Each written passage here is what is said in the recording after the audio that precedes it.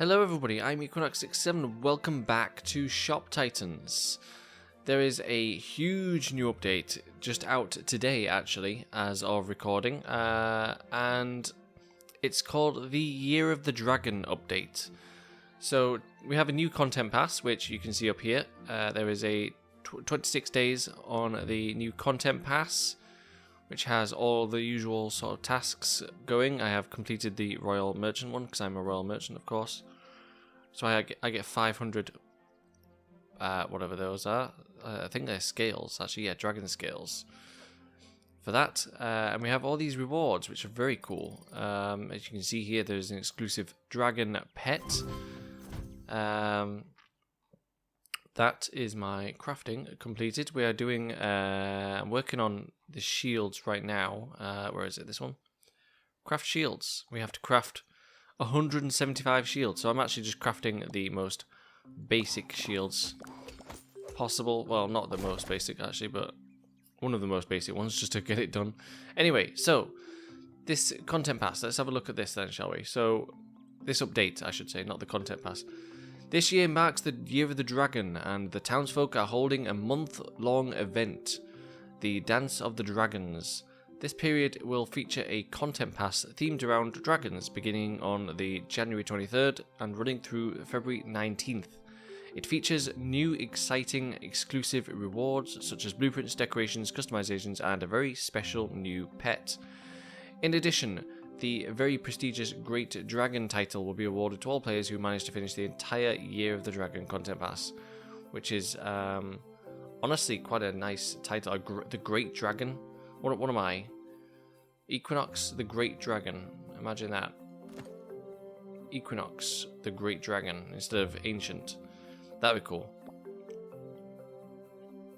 So we have a month of full moon as well. You can see here, this has got 26 days on it. The full moon event. Full moon empowers the dragon workers. Special fusions are now available. This is for everybody for free. Nobody has to pay any money at all in this game whatsoever. You can start fusing right away. Limited time event. It's 26 days in this case, so it's a full moon for a full month in this case. During the full moon, Sondra and Mundra become more powerful and gain access to special fusions. For the duration of the event, fusions that are usually exclusive to Mundra are now available for everyone. Players who have hired Mundra will instead benefit from a faster fusion speed during the event. So that's good.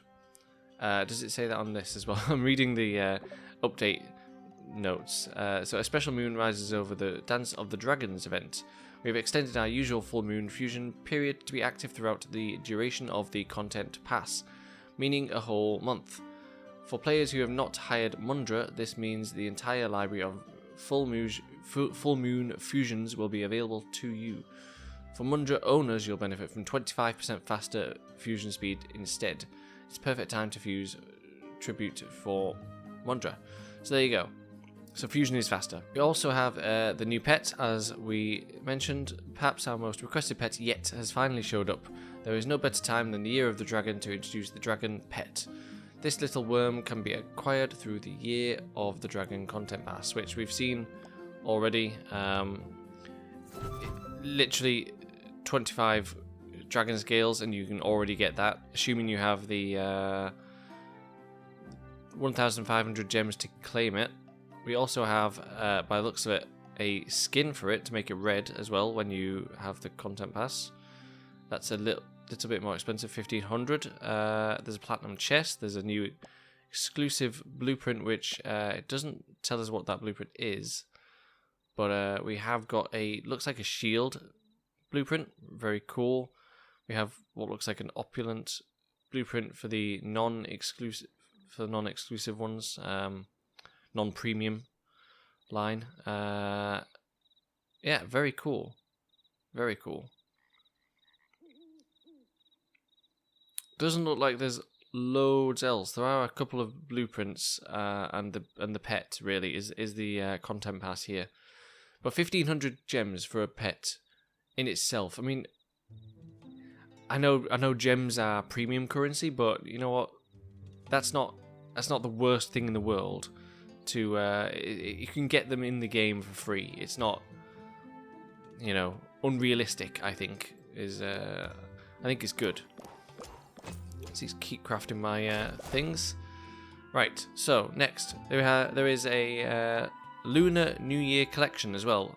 A collection to celebrate the new year, which includes decorations, customizations, and more, will be available on January 23rd, running through February 19th. So again, you can see this design button has like a special Lunar New Year symbol on it. So you go on here, furniture, and we can see this is all of the new stuff that we can buy. We already have these lanterns. These are lunar lanterns from a previous event, I believe. I actually have some of these already. We've got a new lunar stool, lunar screen, chair, tea set, New Year's fireworks, which have already been in the game before as well. I think maybe these have already been in the thing as well. In fact, all of these probably have been, to be honest. But these are 2024 collection. I don't know if they're any different, but there we go. And that's just that. So then we also have, is that furniture? Yeah, just that, yeah. So then we have customize as well. So then we have a whole bunch of wallpapers and stuff as well. I think I already have all of these apart from these two. So these two are probably the new ones, maybe, unless I just didn't buy them last time, I suspect. But there we go. New furniture and stuff as well. Cool. The next huge update for this update is rack management. We've introduced a new option for every rack, allowing better fine-tuning over their content. For each rack, you can now disable some or all item types from being stocked there. If you've always dreamt of a shelf exclusively stacked to the brim with scrumptious desserts right beside your counter, that dream is now a possibility. So if we go to our rack here, we can now go to content, and we can go in settings, and we can disable certain contents from being on these racks, and we can also apply that to all shelves, which is really cool. I don't really care for this as much. This is an incredible update, absolutely, especially for making certain things only appear on certain racks and stuff. Really, really good update, but it's not quite fully where I want it to be yet. I want a display rack where I can basically have like a mannequin where I can put on here. I want to have like a helmet or something. I want to have a helmet, an armor chest, and then some boots, and then we got some gloves down by the side and stuff. That's what I want. I want it to be like a full mannequin display set that is locked to that place, so that even if you sell things in the store, it still displays that armor set that you might want to display or something. I think that would be really cool. But this is a step in the right direction. This is definitely a step in the right direction. Be able to change what can and can't be on the racks, I think is really cool. So there's that. We also have a major change to the Antique Store expansion, or the Antique Store is being expanded, I should say. That's in the King's Caprice event, which is, I believe, the next event. I'm not 100% on that. Do we have it yet? I don't think we have it yet. Yeah, incoming King's Caprice. I can't say that. So I actually am planning a video that revolves around the Antique Store or the King's Caprice event anyway, at some point. But this is being expanded. So instead of, well, in fact, I'll read this actually. It says, the Antique Store just got a little bit bigger. It now supports 6 different slots rather than 4. Here are the rules for each slot. So slot 1 contains a random blueprint of tier 7 or higher. For newer players, blueprints of tier 7 will be preferred. Slot 2 contains a random blueprint of tier 6 or lower. Slot 3 contains a random decoration or decoration skin. And slot 4 contains a random shopkeeper customization pet or appearance. Or pet appearance. Those first 4 slots, I believe, are as they were before. Although I think slot 4 could also contain slot 5, which is a random flooring wallpaper shop frame as well. That was all in slot 4. But slot 5 is is that now as well. So you, instead of having slot 4 contain shopkeeper customizations, pets, pet appearances, flooring, wallpaper, or shop frames, instead it's going to be split into 2 slots. So slot 4 and slot 5 instead. And then slot 6 is for royal merchants only. This can generate antiques from any of the other slots. Though, as always, remember that content must qualify as an antique before it can show up in the antique store. I don't know exactly what the period of time is that has to pass for something to be considered antique. But by the time it's antique, it's not really as relevant in some cases. In some cases it will be. But anyway, that's the antique store. So yeah, it's good that it's getting expanded. I'll talk about that in another video. There is a thing I want to do. There is a video I want to do regarding the King's Caprice event. So I'll do that another time when I'm a bit more ready. But yeah, that's the antique store. So let's go on to the next one. So the next one is the Elemental Barrier redesign. The Elemental Barrier mechanic has been simplified. On the quest preparation screen for quests featuring this mechanic, a new target value will be displayed. If the party's total element value of that element is high enough to match or surpass it, the monster's barrier will be disabled and full damage will be dealt during the entire battle. Failing to match the target value, however, will result in the monster boasting its full barrier for the entire battle, reducing damage taken by 80%.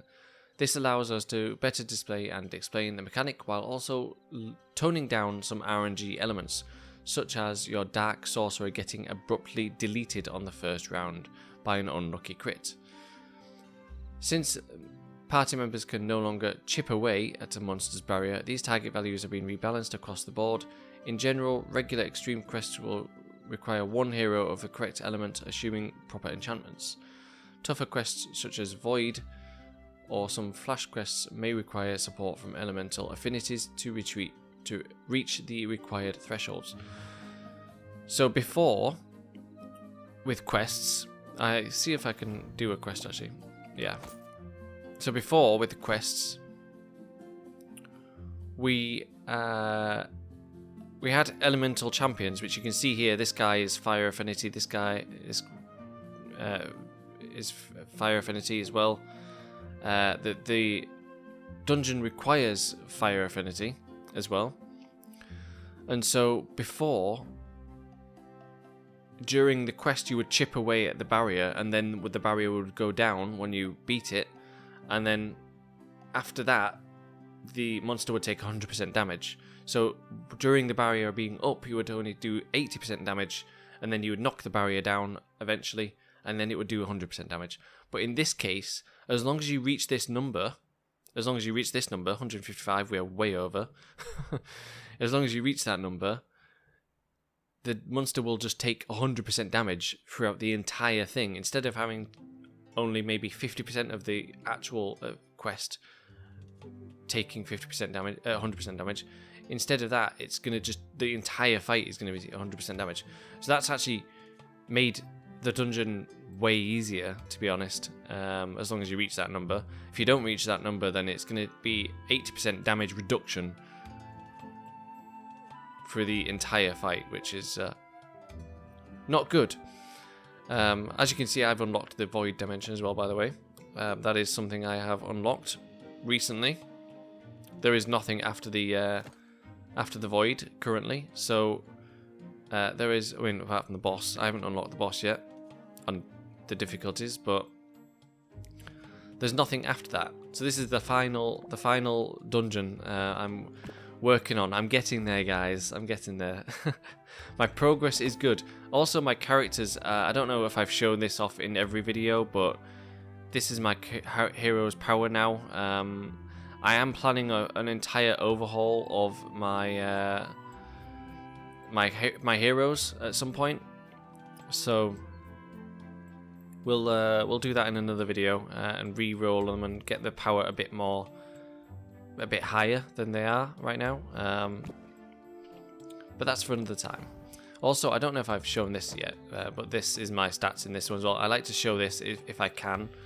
I'm making progress, and you can see my energy is a lot higher. But I've run out of dragon marks. That's the one thing, I've run out of dragon marks now. So everything, most of my racks are level 16, 15, 16. I think these ones over here are 15 still, but they require dragon marks to upgrade. So now it's expensive. So I'm having to upgrade my resources instead, which is fine. I actually needed to upgrade my resources a lot, actually. So there is that. We also have been making progress on these auras as well. So I've mastered a whole bunch of these. I've unlocked right up to tier 13 of the auras. And the instruments from the last update as well, I have only done up to tier 8, to be fair. But I've been working on the auras, so there is that. And I've also been working on other stuff as well. I don't know what my... in fact, you can see here, I've worked on this, but I've run out of research scrolls. So I can't even research the things anymore. I've only just unlocked the cloaks, I think. I've only just unlocked this cloak. Because I had to have like 200 research scrolls to unlock this, I think. So I'm running out of research scrolls at the moment, so I can't even do the things if I want to. But yeah, I'm making progress. We're making progress. I know I'm really, really far behind still for the level I'm at, but I am making progress. We're just jumping on all these shields. There we go. There's another one done, so we now need to do 46 more to get that one. Very cool. Right. Anyway, next part of the update.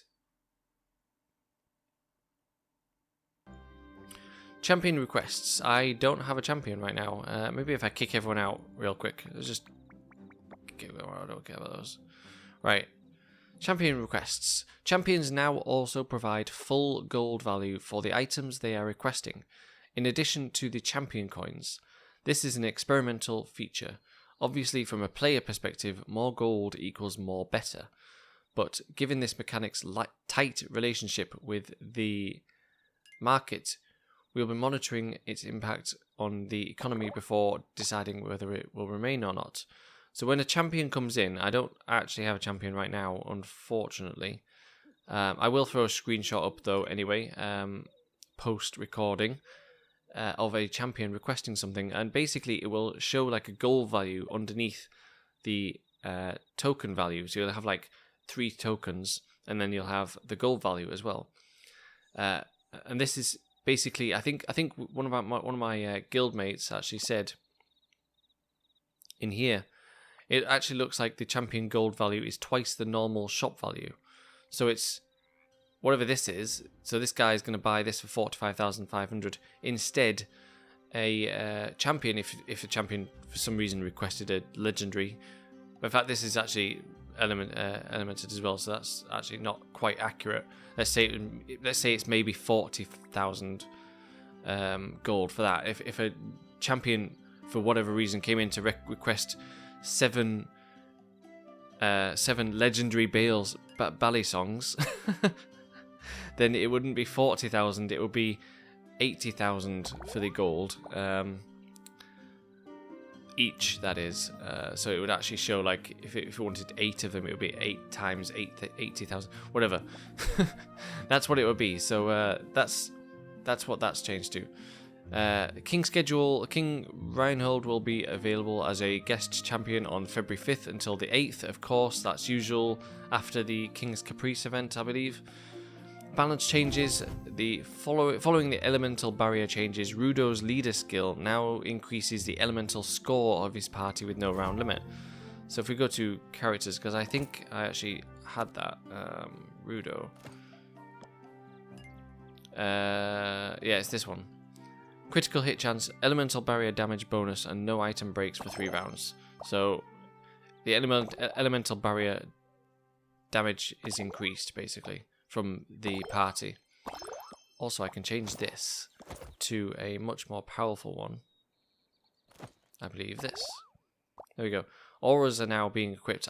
Because I have all the auras unlocked, basically I can do anything I want now with those, which is good. I can have all the auras I want, which is great. That is loud. Let's turn that down in the recording. Right. I have 2 of these cooking already. These are platinum berets from the last event, which was the Lost City of Gold. We just got this platinum beret. So I have obviously been crafting these. Very good. We're already almost to the 2nd tier. It's great. But we're making shields for the content pass right now. Right, and then the last sort of bits for the update is MISC changes. Various optimizations were performed, particularly involving low-end devices. This is an attempt at solving the increasing amount of crash reports we've been receiving lately. More optimizations are expected in the near future. Fixed champion rank up stats disappearing after promoting your champion with a champion Titan Soul. This is a visual issue only. Fixed issues on the skill reroll screen not displaying as their proper rank. Extra conditioning instead of Herculean effort. Fixed an incredibly rare instance where an inactive guildmaster would not be replaced. Fixed some issues concerning where the post-event gem rush option for rewards also better clarified. Fixed a rare instance where a bounty could initially appear as blank on the bounty board after the bounty board resets. Fixed an issue where customers would not be familiar or Orasong friendly at the intended rate. Fixed an issue where switching equipment would remove the applied vanity gear preference on heroes. Fixed an issue where alternative reward for content pass reward tier would display instead of the correct reward. Fixed an issue where pet skins did not properly display in the content pass. Next reward tracker. Returned the stat values of rings and shields back to the original values. This is an extension of previous fixes related to their gold value. There we go. So that's the entire update. So lots of fixes, lots of bugs, lots of really good new updates, especially the rack. The ability to customize the racks a bit more is really, really good. I absolutely like that. I don't know if I will use that. I really love that is an option in the game now. I might do that. Who knows? But I really like that. I love the pet. We should actually. I have the thing. I'm gonna buy the content pass here. How do I do this? Here we go. So we've got a few of these. Let's claim these first of all. So we've got spin tickets. We have those. We have that. Some new blueprint, which might not be a new blueprint actually. And then we're gonna go for this. So I have obviously my gems. So we're gonna go unlock this. There we go. And now we have a dragon. Very cool. I have some research scrolls which are very much needed. This, and this. This is also another blueprint. So let's have a look at the blueprints first of all. Got some more shields. Very good. So we just got the Dragon Spine bow, which is a tier 6 bow. Very cool. It has 230 attack and it also has 5% evasion, which is very nice as well. Always good to have evasion. Yeah, very good. Like that. We also have the Regal Bangles, which may not be new necessarily. But these have a component requirement which we can remove, which is good. We can actually upgrade this twice right now. Ascend this right now twice. I'm not going to do that right now, but we could definitely do that. So that's those. We also have new pets. So let's have a look at this pet, shall we? This unfortunately changed pet Butt Stallion. I have a talent point available at 3 pets level 99. So we're very, very close to 3 pets at level 99. But I am going to change, let's maybe not change this one. Let's change Butt Stallion. So we're going to change species into a dragon. There we go, just to see what the dragon looks like. Very cool, look at that. That's so cool. It's got like little mountains and it's got clouds. Very cool. We can't change his appearance. Oh, we can change his appearance.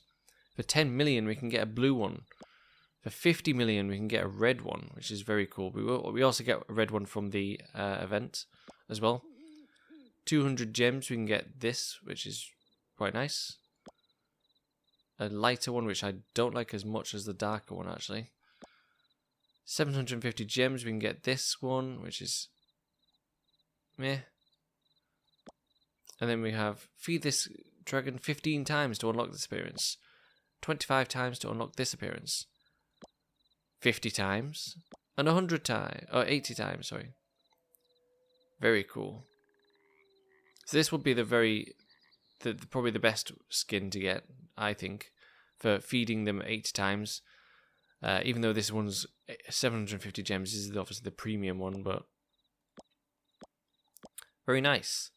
I like it. I think for now, you know what? We might go for let's buy this one because I can. But let's also change it to not this. Let's also change it to, where is it? Appearance. This one, 50 million. Done. There we go. So now we have a red dragon with green eyes. Very cool. I like that. That is a cool dragon. Look at that. Where is he gone? He's hiding somewhere now. Does he even have a name? Actually, I don't even think I named him. Do I get to name him? He's called Butt Stallion. The dragon is called Butt Stallion. Oh no. That can't be a good name. Can I change his name? Oh no. Oh, I'm sorry, dragon. You're called Butt Stallion. There you go. Where is Butt Stallion anyway? Where is he? Oh, there he is. He's down here. Very cool. Alright, well, hang on. Just before I do go, what else we got in here? What else we got? We're not really close to anything else. Yeah, okay. Well, I was gonna say I might just open some chests, but I'll just do that off camera. I don't need to do that for the thing. If it was something that I would get like the skin or something for it, like if I would get this 1500 for that, then I would maybe do that. But I think this video has been long enough already, so there we go. That is the Year of the Dragon content update. So hopefully you enjoyed watching this, and I'll see you all on the next one.